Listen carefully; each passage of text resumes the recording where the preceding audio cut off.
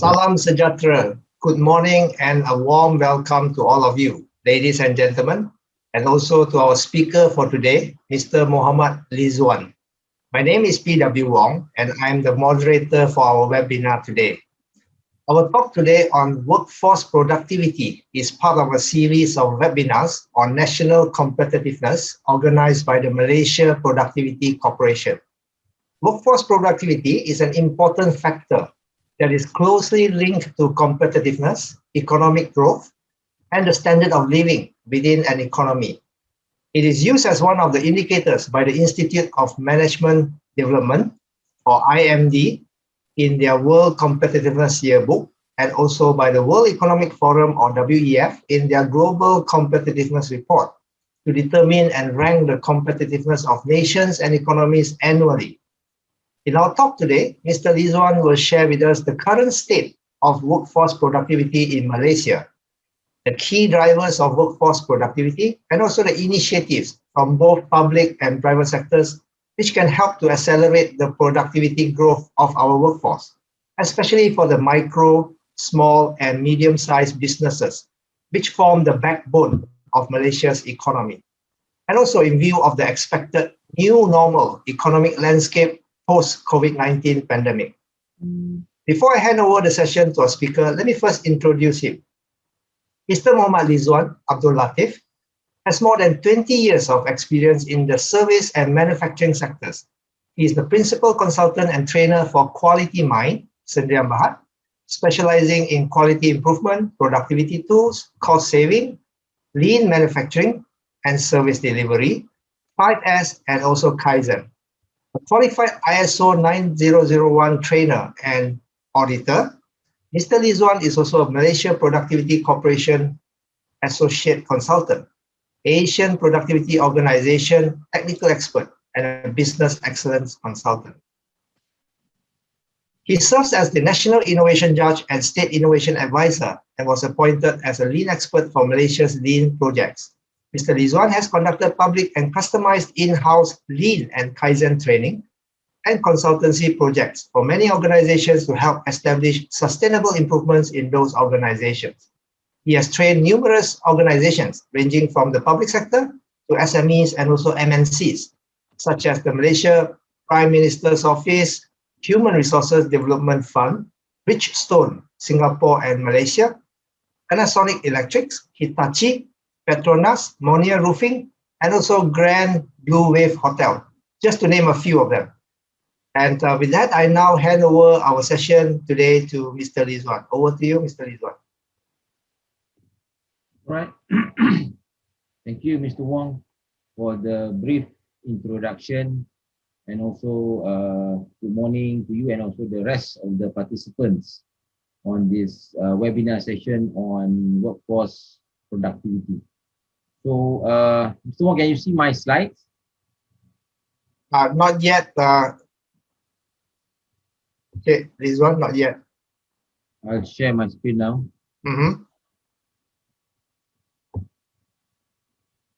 Is it out? Yes, it's out now. It's out now. Okay. So today I'm going to share with all of you on my findings on this workforce productivity. This research was done actually last year when we first faced the pandemic of this COVID-19. So at first, when I first got this indicator for the research, so I was quite confused whether to look into labor productivity itself or on the workforce productivity.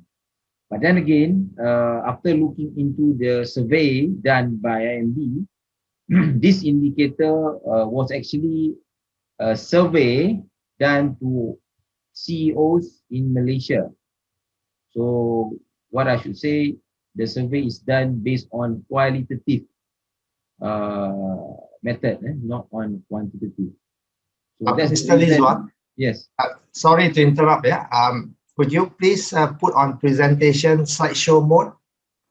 And also, I forgot one announcement to the viewers or participants who have joined us this morning. Let me just make the announcement now. There will be, yes, I see the question in the chat box now. Yes, there will be an e-certificate issued at the end of this or after this webinar. So towards the end of this webinar, in the chat box, you will see a link to access an evaluation form, like an evaluation survey form of the webinar.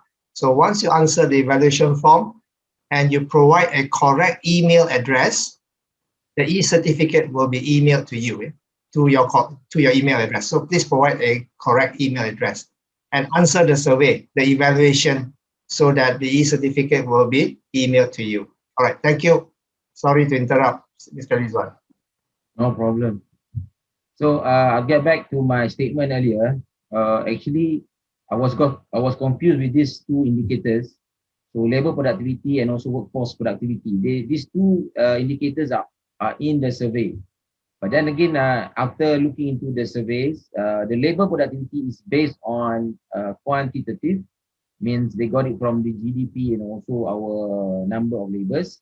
But the workforce productivity survey is only survey, qualitative, based on CEO's understanding on their workforce, okay, in their organization. So, but that again, as you said earlier, is interrelated. Labor productivity and workforce productivity is interrelated. But after going through all the surveys, I noticed that the contributor to the survey is not that clear. Because why? There's only a Likert scale 1 to 6. 6 means the highest, 1 means the lowest, and most of them give low marks on this survey. So after that, what I did look for the information from other countries who actually scored high on this labor workforce productivity. So from there, I start my research based on other countries, benchmark other countries' way of doing things, especially in their labor workforce. Okay.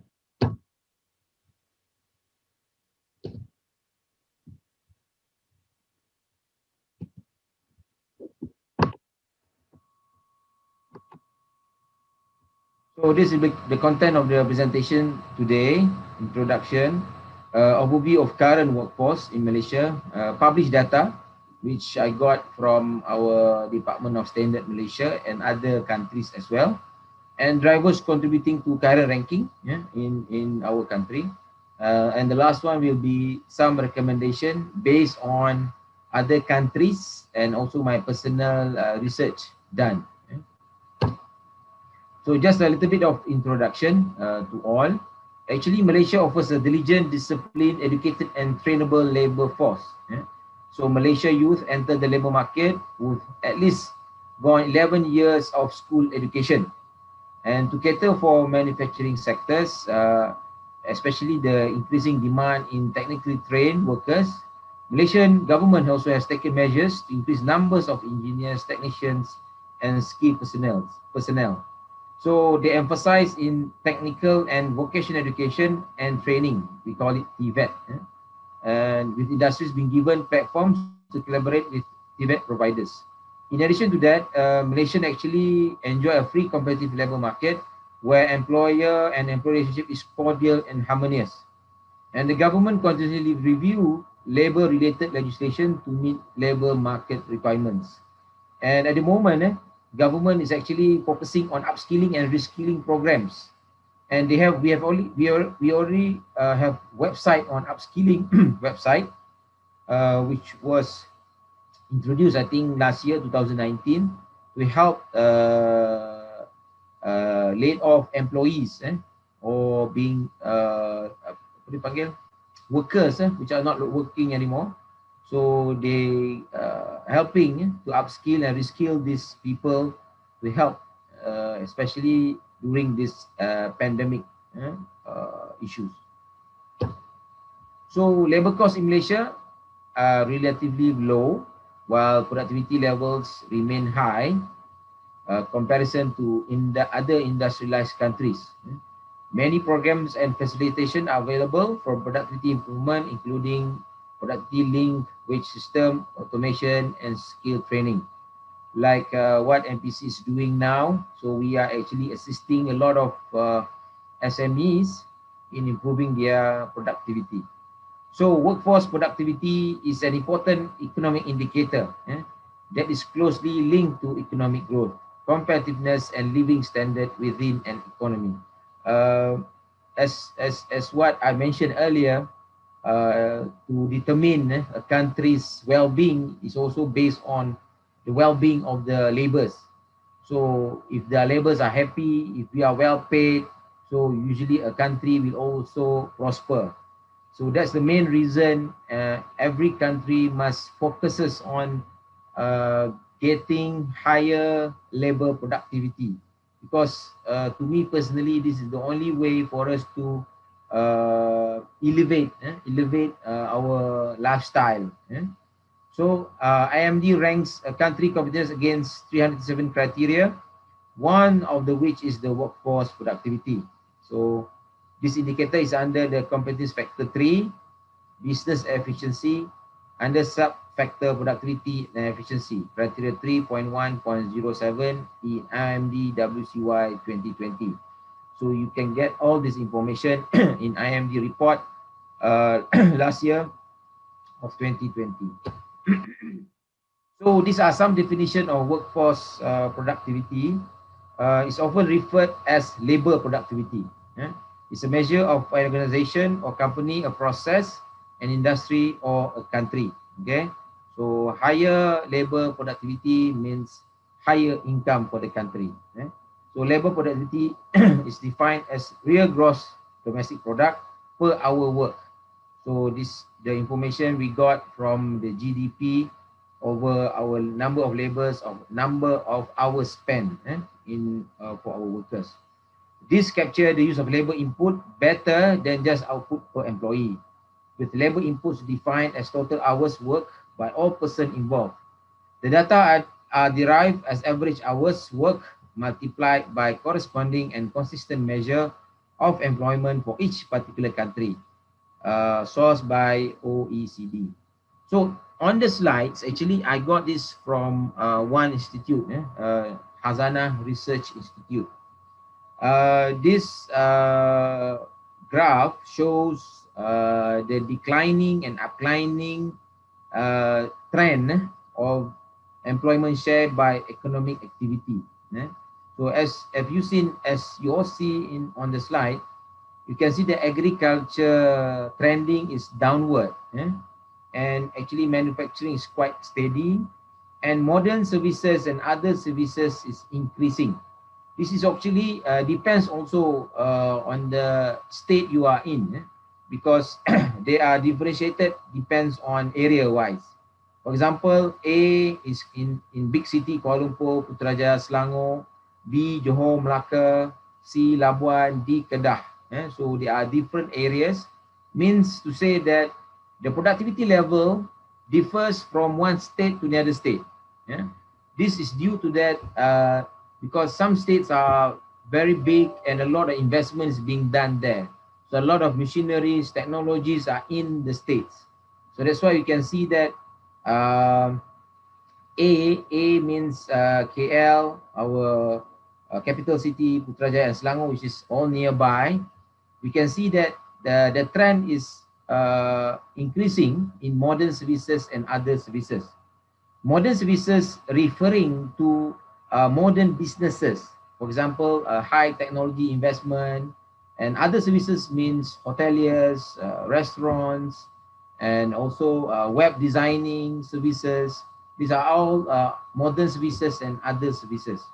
So this shows that when we are going towards this 4.0 era, so the increasing demand on services can be shown in this slide.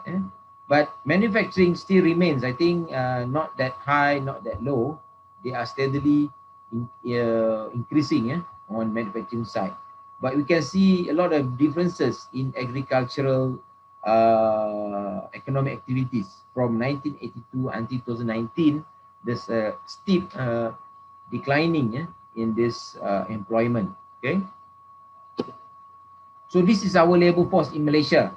So as you see on the slide, this is actually until February last year, because my research was done last year, and this data is actually from last year's data. So there'll be some slight changes, I think not much, on this February 2021 data. Okay, I think it's already out from the Department of Standard, but then again, I'm going to share with you what I did last year's research. So from here, you can see the labor force, employed labor force in Malaysia, because as you all know, in Malaysia, we have population around 32 million, and these are employed laborers, 15.54 in 2019, and we have around increase in 15.87 million in February 2020, 2.1% increase compared to February 2019, okay? These are employed labor force, meaning people who are working in the industry. So we don't calculate people who don't work in the industry. So this is an issue now. People who work at home, people who do home-based business are not being calculated into this labor force. So in terms of gender-wise, 9 million plus is for male, and 5 million plus for female. Okay, so I think we have more males are working, and most are females stay at home, but I think some of them are doing home-based business or baking business, which are not seen in the data, I think. So from the slide on this Hazana Research Institute, so 695,000 managers, professionals, clerical, service sales workers, agricultural, craft related to trade workers, plant and machinery, and elementary occupation, school teachers, and although other basic works. Okay. So workforce by sectors. So these are the numbers: agricultural, mining, manufacturing. So I think manufacturing still one of the highest contributor for workforce sectors, and also wholesales and retail also are contributing a lot in our workforce sectors. Others are actually more on real estate, administrative, public admin, meaning the government service, education, arts, entertainment, and the rest. So these are the numbers given by Hazana Research Institute. Yeah. And these are workforce education in Malaysia. Yeah.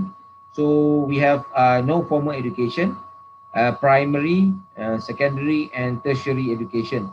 So in quarter 3, 2020, we have 0.35 million with no formal education, primary 1.58 million, secondary 8.37 million, and tertiary 4.79 million. Okay, so most of Malaysian workforce education falls under secondary and also tertiary education.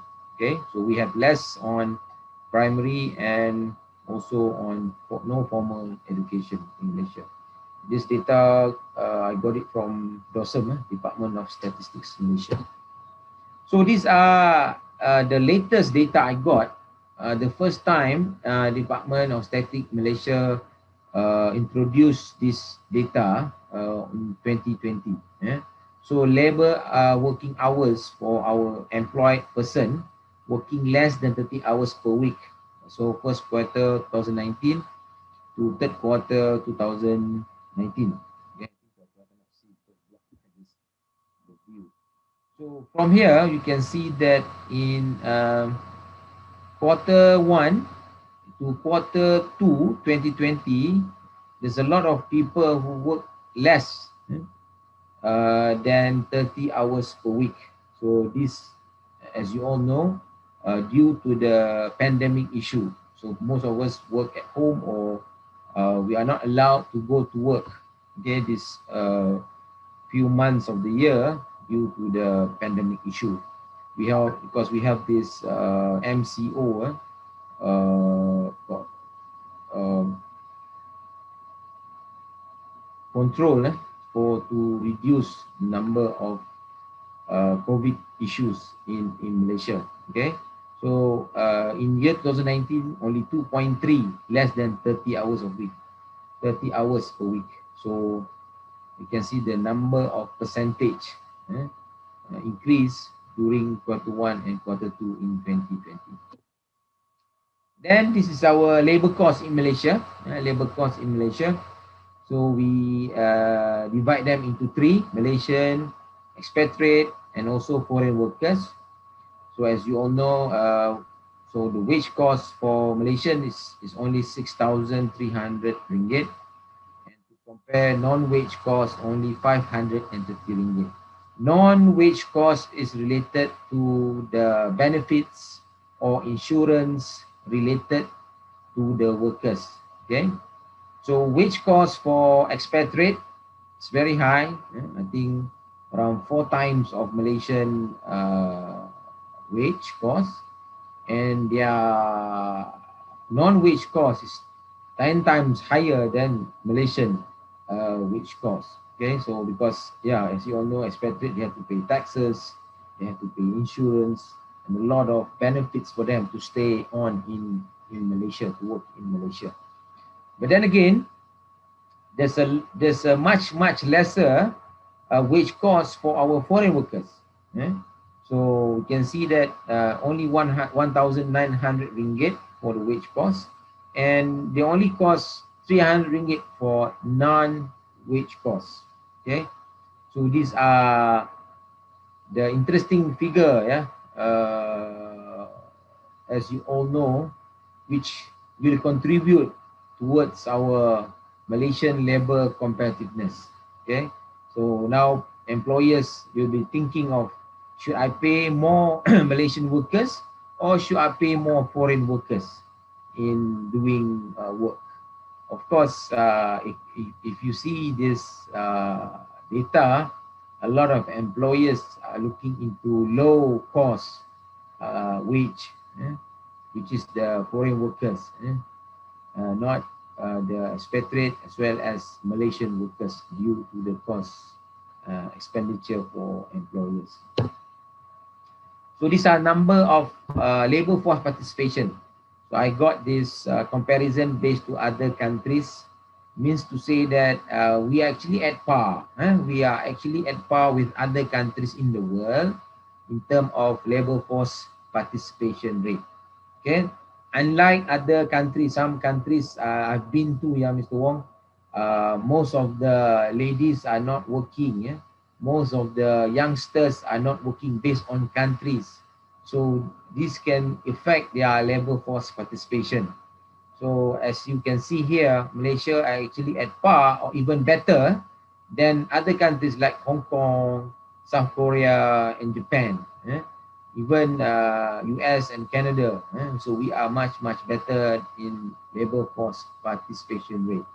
So this shows that we are actually productive. We Malaysians are productive in entering work environment. So due to that, we have also government initiatives from different ministries to stabilize the labor market. As you all know, due to this pandemic, a lot of workers have been laid off. A lot of companies close shop. A lot of people go bankruptcy due to MCO issues. So due to that, government intervene in the labor market by introducing a lot of facilities to help our people in these challenging times. So among others, a total of 10.3 billion have been approved under the wage subsidy program, which government help companies in paying salary to their workers. They only pay maybe 50%, the rest government will pay. These are some of the government's effort or commitment in helping the people's welfare, which benefited 2.6 million employees and involved 440 employers as at August 2020. Okay, and also second initiative, hiring incentive and training assistance program involved 24,000 person, including 177 person with disabilities and 2,800 apprentices. In addition to that, they have skills and upskilling program, which I've told you earlier. If you are interested to know, we have this website on upskilling website. Where we have the standard and also different segmentation or industry where you can contribute, which involves several ministries and agencies to provide the skilling upskilling program to ensure that they can meet the needs and demand of the market. Because as you all know now, the government is focusing a lot of technicals or all this digitization in everyone in Malaysia, because as you all know, during the pandemic, people can't go to work, so it's a lot of online businesses, online meeting. That's what we have now. So actually, it's actually new market for this new trend for other people. The government also introduced soft loans to 22,000 SMEs, amounted to 10.3 billion during the pandemic, which contribute to the improvement of labor force situation in August 2020. So from this slide, we can share that the government of Malaysia is actually assisting the people or the rakyat of Malaysia in facing the pandemic issue. So hopefully, we are moving through this vaccine. Hopefully we will improve in this year 2021. So these are the agencies involved in workforce productivity, namely Department of Statistics of Malaysia. Okay, first is Economic Planning Unit. This unit is actually looking into holistic economic issues in Malaysia. They are doing implementation, coordinating, and also monitoring our national performance and also development projects. And Department of Statistics Malaysia, they are the one who really take care of our data in Malaysia. So all the data, if the viewers are interested to get the data, can browse through the Department of Statistics Malaysia. They share the information, and they actually have a very up-to-date information. And Malaysia Productive Corporation, so we are in MPC now. We are actually assisting SMEs throughout Malaysia in improving their productivity level and also skill, and actually helping them in digitization and also different department or organization. We have Ministry of Human Resources, responsible of skills development, labor, occupational safety and health.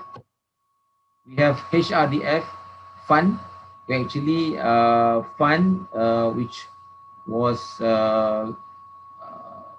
funded by all these companies in Malaysia. So they have to actually contribute to this body to provide skill and upskilling intervention to industries. So that they are actually the one who have all the fund in helping the manpower, especially in SMEs in Malaysia. Department Skills Development, they are actually helping to regulate skill training program, to help national and international levels in improving competency standards of the people and skilled resources in Malaysia.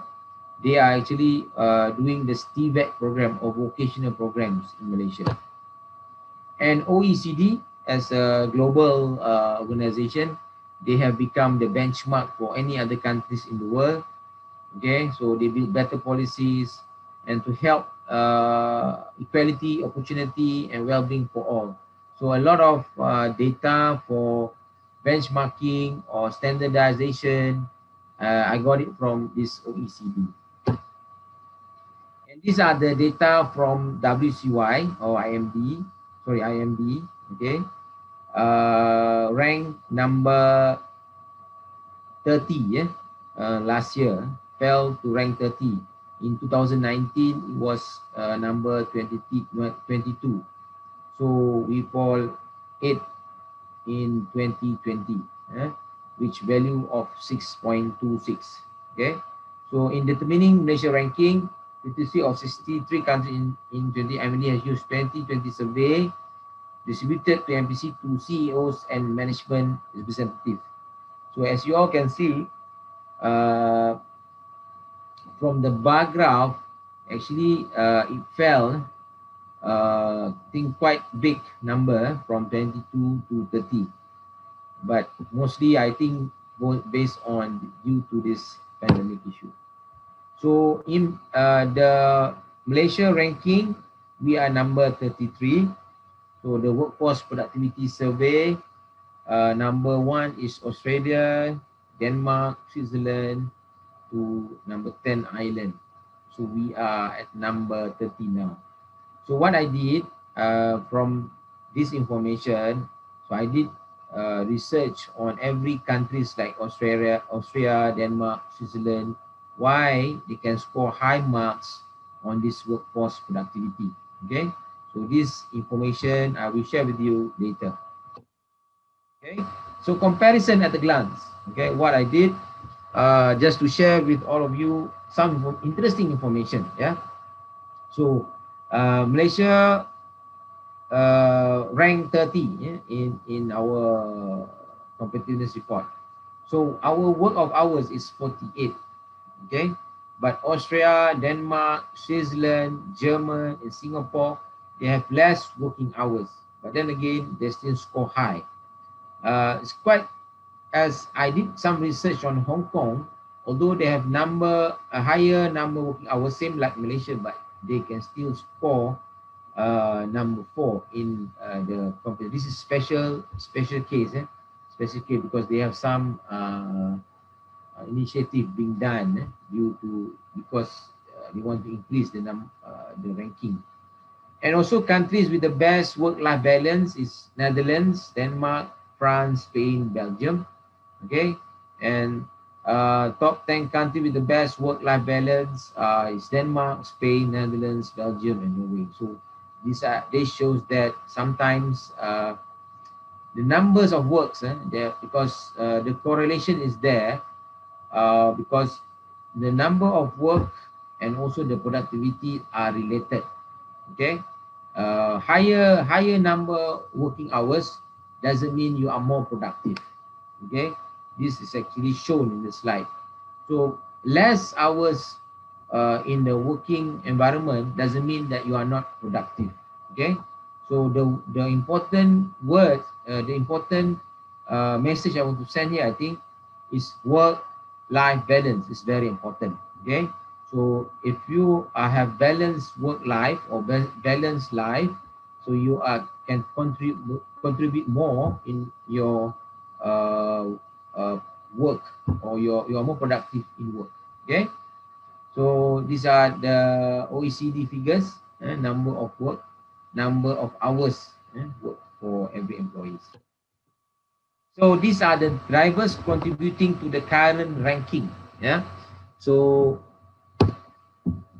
first is shrinking work age population. Okay, so in 2020, 23.4 million individuals, 69% of total population are part of working population, defined as those as 15 and 64 years of age. As you all know, in Malaysia, the retirement is age 60. So this might be one of the reasons contributing to this less workforce productivity. So age also plays an important role in workforce productivity. Okay, so when 50% of its total population will be 60 years and older, so Malaysia are going into this era where most of the workers are actually, should I say, age people, 15 to 64. So low adoption of IT, so lack of the critical challenges, lack of awareness, especially among SMEs, because as you all know, SMEs focuses on survival mode now. As I'm involved in some SMEs in Malaysia, the main concern is to survive. They don't care about ITs. They don't care about all this digitization. They want to survive. They want to sell things fast. They want to sell things easier. But then again, they neglect the importance of doing IT related program. So that's why usage of digitization is very relatively low in Malaysia. Okay, still low. As you can see in my slide, only 44% are using cloud computing. Okay, and mainly for storage purposes, storage information purposes. So they are not using it for process improvement, to drive for software improvement. So I think this is an issue. A total of 35% of SMEs have deployed an IoT solution. Can you imagine, only 35% of SMEs? The rest, the big chunk of SMEs of 65% are not doing anything related to IoT. Okay. In fact, last year I did try to convince SMEs to go for this our Malaysian grant. We have this grant, we call it 4.0 grant, to give up organization to help them on IoT solution. But most of them are not interested, because to them they need a lot of effort, they need a lot of investment in doing this IoT. Okay, so only 35% in Malaysia are taking IoT solution.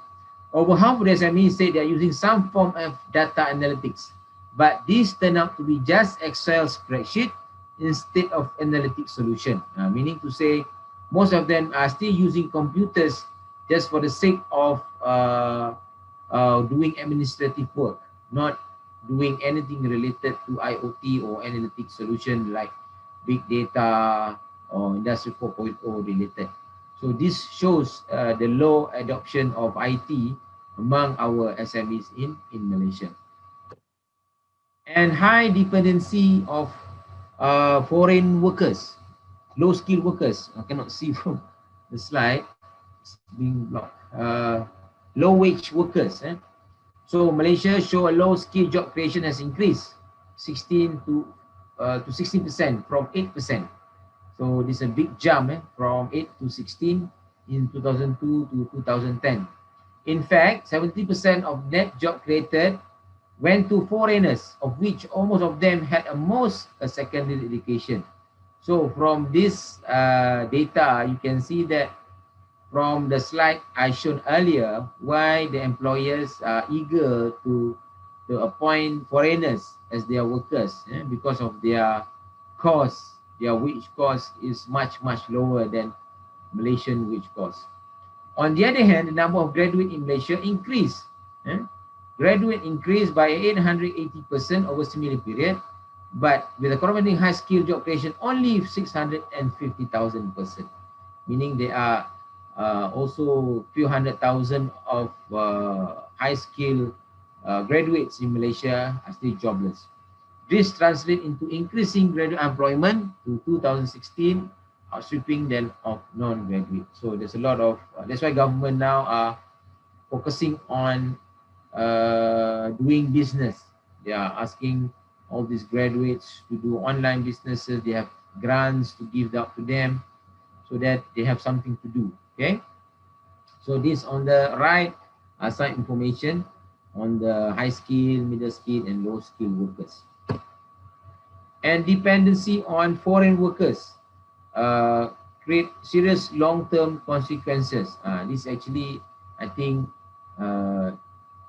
actually a big threat, not just in Malaysia, to other countries in the world, where foreign laborers come to our countries to work. Okay, and due to this, change the structure of labor demand. The rapid growth of manufacturing sector require more professional and skilled workers to cope with the adoption of fast-changing technology. The growing presence of foreign workers in Malaysia can be explained by excess demand of labor associated with rapid economic growth, as well as the relative cheaper cost of foreign labor. On the right side of the slide, you can see countries who are now working in Malaysia due to the fact that we have different different economic sector, different high demand in economic sector, because this foreign laborers goes to different economic sector, because we have a lot of construction going on, so we have a lot of countries going into this sector. So it affect actually most on, especially on the wage cost. Okay, the wage cost of Malaysian cannot go up because they are still we have foreign workers working in Malaysia. I think it's important to understand this. We need to help local workers. If they are paid well, I think all of us can work in any sectors in Malaysia. Okay, and also employee motivation. Employee motivation. In today's competitive labor market, extensive evidence that organizations, regardless of size, technological advances, market focus, are facing retention challenges. Okay, that's why people don't, as what I already said, I've said a lot of times, people don't stop work because of organization. People stop work because of the motivation. Okay, not because of organization, but motivation at the workplace.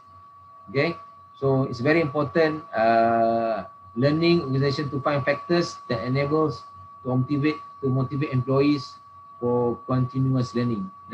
In today's business environment, future belongs to those managers who can best manage change. To manage change, organization must have employees committed to demand of rapid change. Such committed employees are the source of competitive advantage.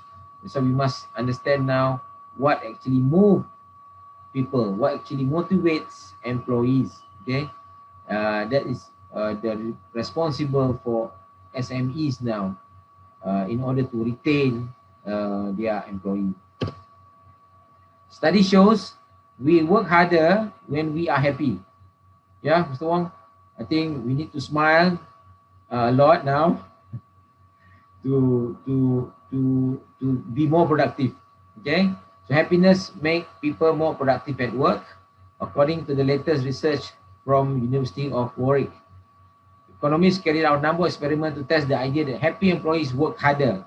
In the laboratory, they found happiness made people around 12% more productive. I think that number is very good. So we need to create more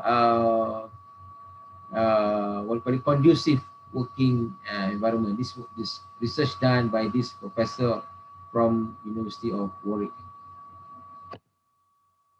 So work from home issues. Yeah, work from home issues. I think one of these contributor to our low score in workforce competitiveness. Okay, because the pandemic has internationally pushed global workforce into massive remote working environment. Okay, I think we are all now in the mode of not going out from the house. We have to work from home, and work must still go on, still proceed with different way. So I think now it's being accepted in Malaysia. It's being accepted because we did a lot also online training with a lot of organization in Malaysia. It's being accepted, and it becomes something easier now because we don't have to move around, and the what do you call it? We get more viewers, and we can get more viewers.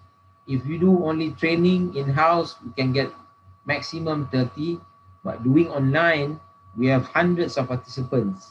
Okay, so I think work from home, actually, there's a blessing in disguise in it. Although we are actually burdened that we cannot move around, but then again, in other way, we're actually helping to introduce new way of doing things. I think this is one way of disrupt technology. Disrupt technology being disrupted by this pandemic. So Malaysia, KPMG, one of the organization doing this study. So 3,000 respondents in Malaysia revealed that those with capacity leveraging communication platform are willing to adopt technology. Reported increased productivity levels. So people are actually accepting working from home, but it's other way around for employers. Okay, So employers might take it they are not productive. Okay, because why people are not coming to the office, people are not there, they cannot do meeting with them face to face, so we can only do online. So I think due to that, employers now are taking that into consideration. Employees are not productive. But on perspective on employee side, we consider ourselves as productive because we can spend more time doing work than more time commuting to work. Eh? As you all know, the traffics, jams, the cost of going to work, the tolls, the stress of rushing to the office. Okay, so study shows that business leaders must invest in their people and technology while empowering their HR professionals to play a crucial role in readying the organization in the era of the new normal. Okay, so on the right side shows the study made by this KPMG. 69% continue this work from home, and 56% business owner support. Okay,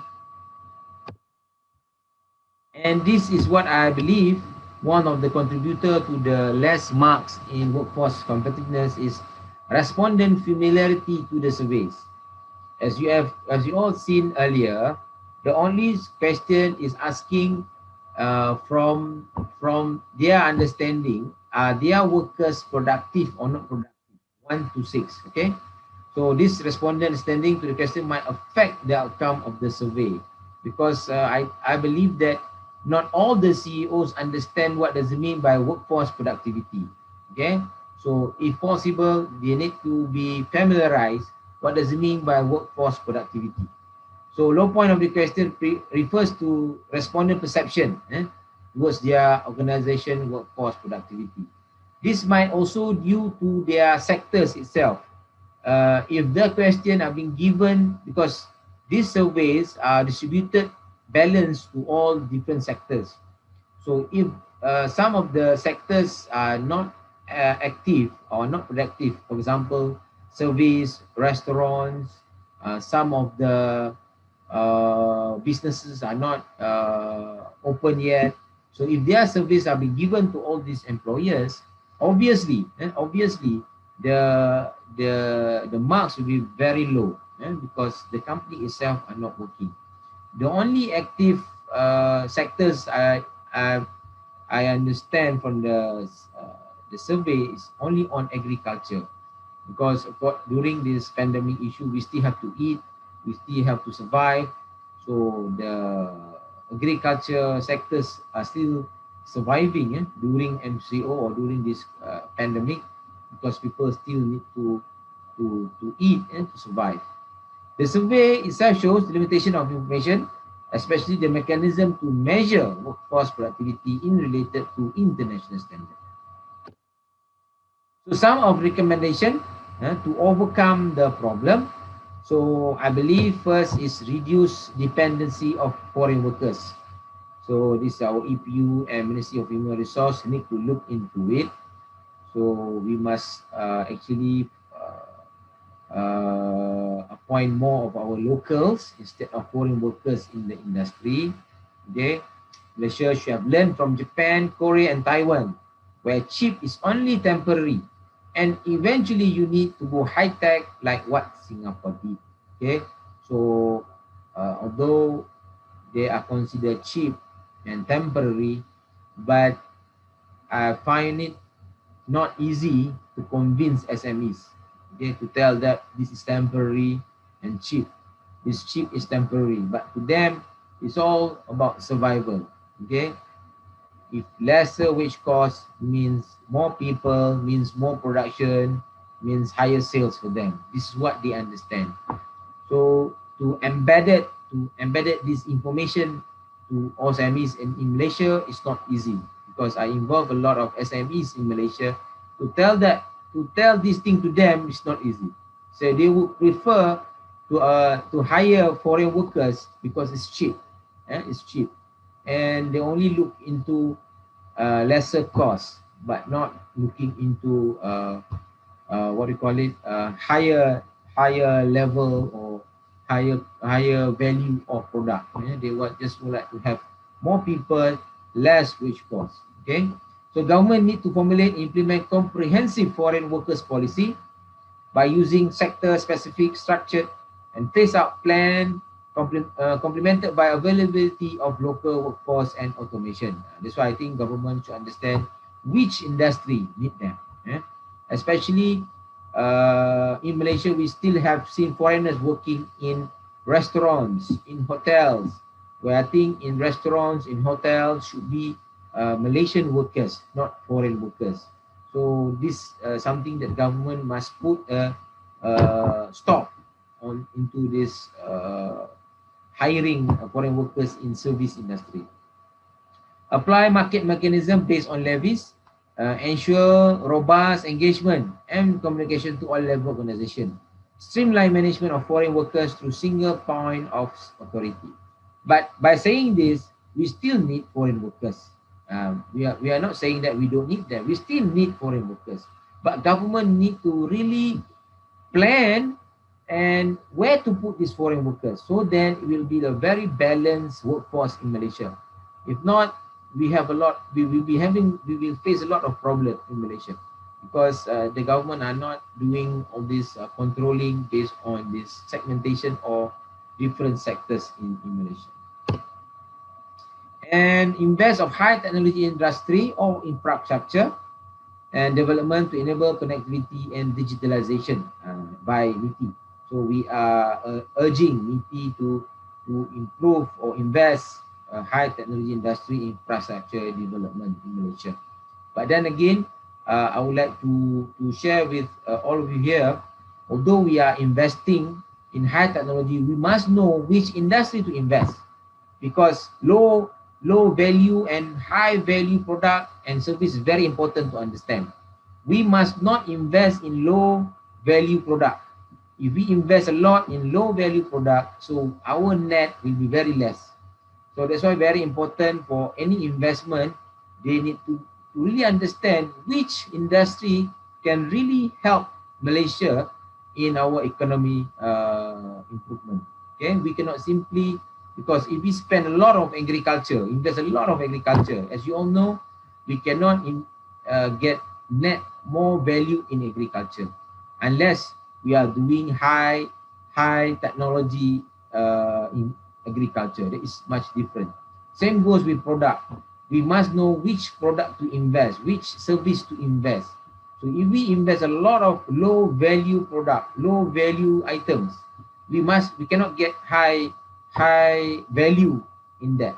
So that's why government should really look into which industry to invest, not simply doing all.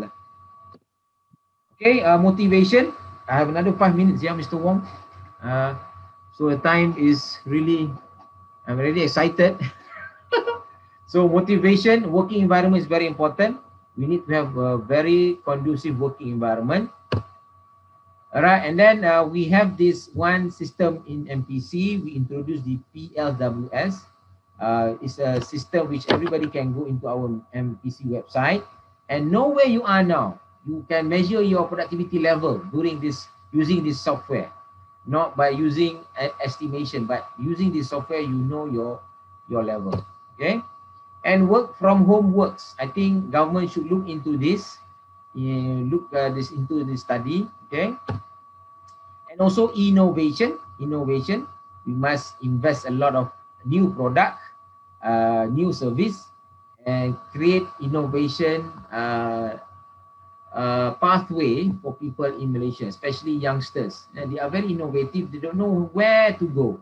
So that's why Magic and Mosti must take care of these innovation issues in Malaysia. Education and workforce skill by our MOHR, MOHC, HRDF, JPK. They must actually introduce or invest or increase to workforce skills to accommodate the economy at the moment. So we have a lot of technical requirements. So we need to appoint a lot of technical employees. Flexible working hours. So I would like to introduce to Malaysian to be more flexible in working hours, not to work to 48 hours working time anymore. Yeah, Mr. Wong. So we should work only 30 hours a week. Okay, so we are more happier, we are more productive. So I think government should look into this, because we are comparing to other countries in the world that shows they are very productive.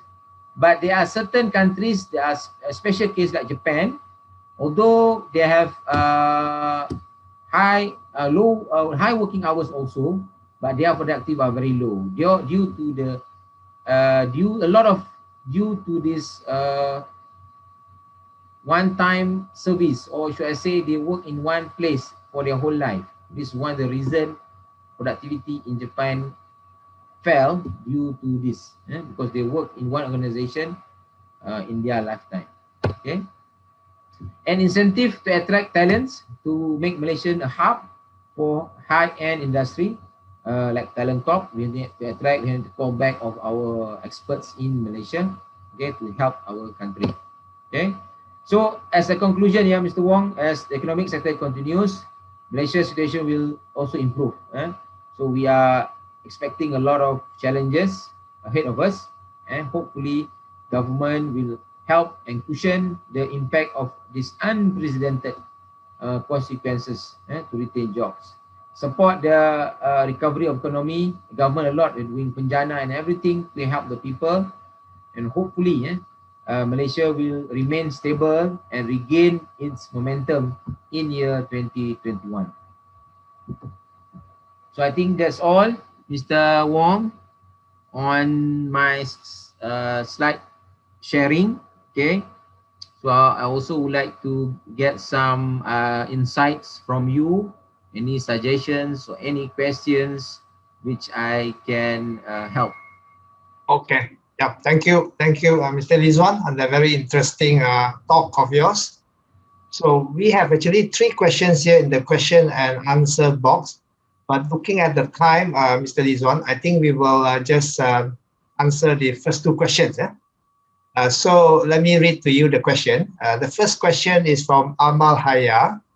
And the question is, with the current situation that we are facing right now, I think this is referring to the COVID-19 pandemic situation, how to be proactive at work in order to balance anxiety and depression.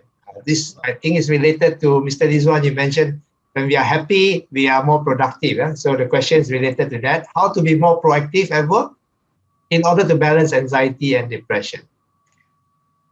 I think to answer this question, the word is empathy. The word is empathy. Everybody need to understand that we are facing this problem together. We actually we need to help each other in facing this pandemic, especially at work. So everybody is having this situation. We are very stressful. We have this anxiety at work, depression. So the word is empathy is very important. Employers must understand the employees. Employees must also understand the employer's side of their problem. So by doing this, I think we can actually improve the situation by understanding each other's problem and situation. Because some of during this pandemic, schools are closed, some roads are closed, we can't go to work, but some employers are expecting more than expected. So I think to answer this question is the word empathy. So so employers and employees need to sit down and discuss what are their limitations, what are their challenges in order to face the problem, especially to balance the anxiety and also depression. That's a little bit from me, Mr. Wong. All right. Thank you. Thank you, Mr. Lizuan. Okay, second question from Kate Ann. The question is, due to technology development, is it true that it's a threat to admin support assistant jobs? So this is related to, we say that we want to embark on digital tools and technology, right, to increase our workforce productivity. But on the flip side of it, will it also be a threat to certain type of jobs like admin, support, assistant jobs. Your comment, please, Mr. Lizuan. Right. I think I actually agree with the question. Not answering the question, but agree to the question. But because, as you know, Mr. Wong, due to this technology advancement, due to this disrupt technology, actually not only admin and assistant jobs are at stake, everybody's job is at stake. For us trainers, also we are at stake. That's why we need to actually improvise, improve, doing online. So people in doing assistant jobs or admin job must also change the way of doing things. You see, not just doing it in the office. Maybe they can do it online now. You can do minutes of meeting online now. So maybe the question asked here, maybe he or she can change the way of doing assistant work, not just doing the normal work, doing it at the office. So I think not only assistant job, but most of jobs are affected, are threatened by this technology. So, yeah, I totally agree with you, Mr. Lizuan. I think all of us needs to what we call upskill and reskill, right? We need to reskill and upskill to keep up with the current work environment, yeah, which is a lot of it related to internet and computerized work rather than just a paper-based manual type of job. So we need to also look at our own skills, how we can keep up to date with our own skills. Yeah. Okay, I think we have come to the end of the session. This is a very interesting session, Mr. Lizuan. Is there any closing advice or comment from you to our viewers, Mr. Lizuan, before we end? Okay, just a little bit of comments for me. It's just to enjoy the pandemic, okay, because it shows some of lights at the end of the tunnel actually. So actually just enjoy it, then stay safe, okay, wash your hands, sanitize always. That's all. Okay, good. And register for the vaccination. I've already registered for the vaccination program in My Sejahtera app. So just waiting for it. I'm in the third group, third category or third phase. So I'm not sure when it will start. So, okay, thank you, ladies and gentlemen, and also to Mr. Lizuan for very insightful and enlightening sharing today on the topic of workforce productivity and how it relates to national competitiveness and what we in Malaysia must strive towards, especially the SMEs, in order to achieve productivity levels on par with developed nations, on par with international standards. So with that, I thank all who have joined us today, this morning, for taking precious time out from your busy schedule to participate in this webinar, and hope that you have gained some key takeaways from our speaker, Mr. Lizuan. So with that, I wish everyone a pleasant day, a productive week ahead, and stay safe, stay healthy, stay happy, and be productive. Goodbye, everyone. Right. Thank you.